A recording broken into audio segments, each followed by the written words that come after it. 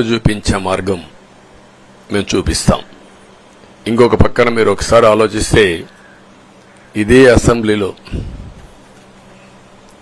నాకు మా కుటుంబానికి మా మిస్సెస్కి జరిగినటువంటి అవమానానికి నా జీవితంలో ఎప్పుడూ బాధపడలా. నా మీద బాంబులతో దాడి చేసినప్పుడు కూడా వీరోచితంగా ఎదుర్కొన్నా. 2003 సెప్టెంబర్ అక్టోబర్ నాకు ఇప్పటికి కూడా జ్ఞాపకం. ఆ రోజు నా మీద బాంబులు చేసినప్పుడు చాలా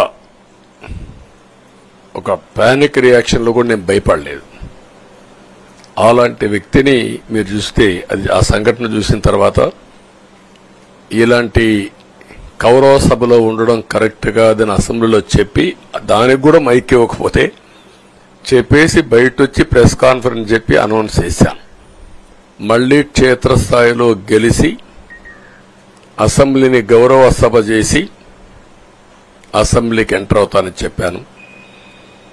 నేను ఏదైతే ఆ రోజు ఒక ప్రతిజ్ఞ చేశానో దాన్ని నిజం చేయడానికి ప్రజలు సహకరించారు. మామూలుగా సహకారం కాదది.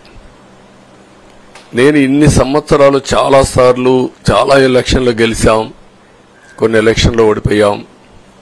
ఎలక్షన్లో ఓడిపోయినప్పుడు నేను ఎప్పుడూ కుంగిపోలేదు. ఎలక్షన్లో గెలిచిన తర్వాత గంతులేయలేదు.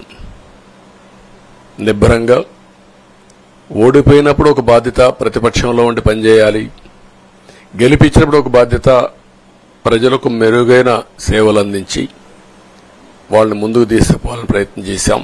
ఎప్పుడూ ప్రజాప్రచారనే ఉన్నాం. అలాంటిది జరిగిన తర్వాత ఈరోజు మళ్లీ ఇదే అసెంబ్లీకి నేను ఏదైతే చెప్పానో అది చేసి వెళ్ళడం అనేది ఒక తృప్తి, ఒక గౌరవం. ఆ గౌరవాన్ని నిలబెట్టిన ప్రజలను కూడా మనస్ఫూర్తిగా అభినందిస్తూ మీ రుణం తీర్చుకుంటాం. ఏ విధంగా పనిచేయాలో పనిచేస్తాం.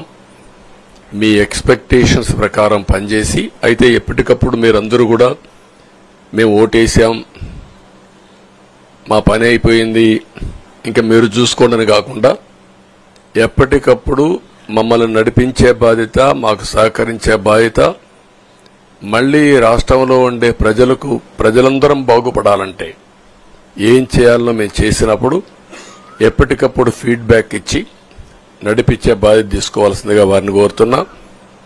పవన్ కళ్యాణ్ గారిని మనస్ఫూర్తిగా అభినందిస్తున్నా. అదే మరి బీజేపీ అగ్రనాయకత్వాన్ని నరేంద్ర మోడీ గారిని, అమిత్ షా గారిని, ఇక్కడికి వచ్చిన అబ్జర్వర్స్ ని, ఇక్కడుండే పార్టీ అధ్యక్షురాలైనటువంటి పురంధేశ్వరి గారిని మనస్ఫూర్తిగా అభినందిస్తున్నా. వీళ్ళందరూ కూడా ఏదైతే ఒక స్ఫూర్తిని తీసుకున్నామో ఆ స్ఫూర్తితో టోటల్ గా ప్రతి ఒక్క కార్యకర్త సిన్సియర్ గా పనిచేయడానికి ఏ అభ్యర్థి ఉన్నా తమ అభ్యర్థిగా పాటించి బ్రహ్మాండంగా పనిచేశారు. వాళ్ళందరినీ అభినందిస్తున్నా. ఈరోజు మా విజయం మూడు పార్టీల కార్యకర్తల సమిష్టి కృషి. వారందరినీ అభినందిస్తూ ఈరోజు ఢిల్లీకి పోయి వచ్చిన తర్వాత ఒకసారి మళ్లీ ఇవన్నీ ఎప్పటికప్పుడు సమీక్ష చేసుకుంటూ ముందుకు పోతా అని చెప్పి తెలియజేసుకుంటూ మరొక్కసారి మీ అందరికీ అభినందనలు, ధన్యవాదాలు. థ్యాంక్ యూ అనండి.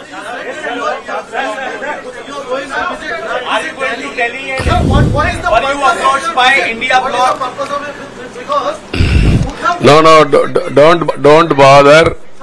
No, hear me, I say. You are very loud. You want news always. I am also experienced. I have seen so many political changes in this country. We are in NDA.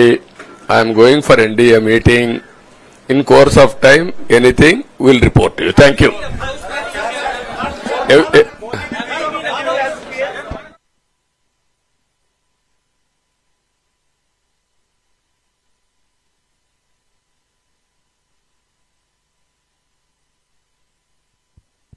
ఇప్పుడు మిత్రుడు చెప్పినట్టు పాలకుడు అనేవారు ఏ విధంగా ఉండకూడదో, ఎలాంటి వ్యక్తులు రాజకీయాలకు అర్హత లేదో జగన్ హిస్టరీ ఒక కేస్ స్టడీ. మీరందరూ గుర్తుపెట్టుకోవాలి. ఈ రాష్ట్రంలో మనం చూస్తే